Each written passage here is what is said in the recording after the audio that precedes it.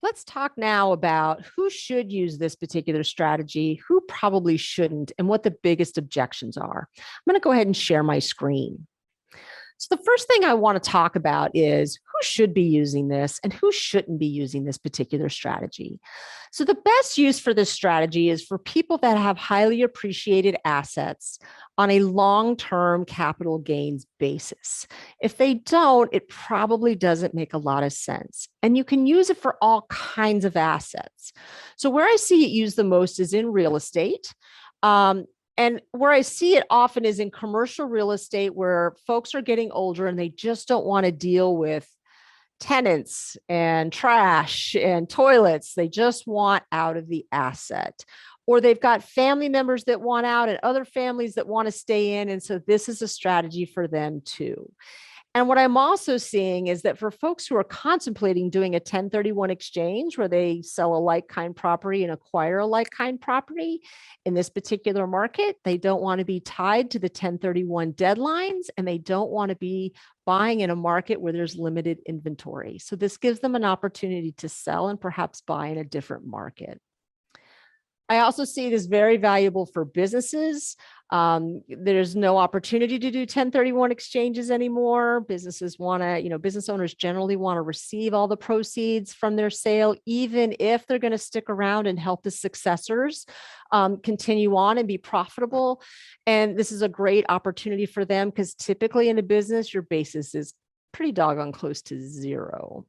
And where I'm also seeing this to be particularly valuable is people that own cryptocurrency.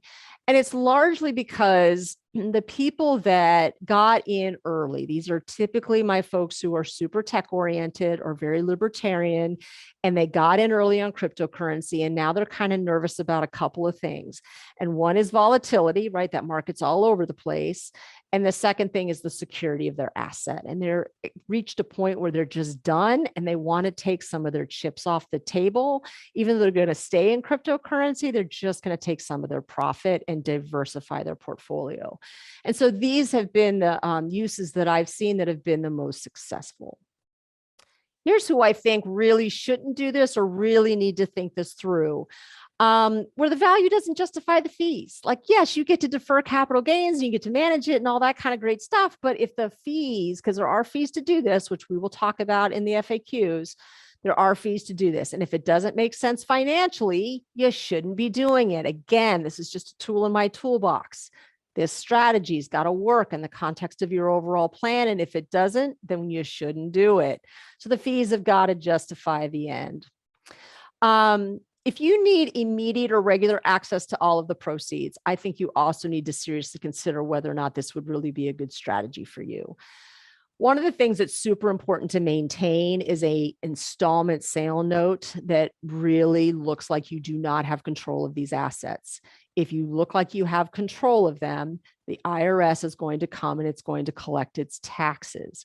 Look, banks don't bother me, mortgage holders don't bother me, the IRS does, because the IRS will reach into your bank account and take what they think is theirs. And I don't want that happening to any of my clients. So that's another place where I think we really need to talk about, okay, does this make sense?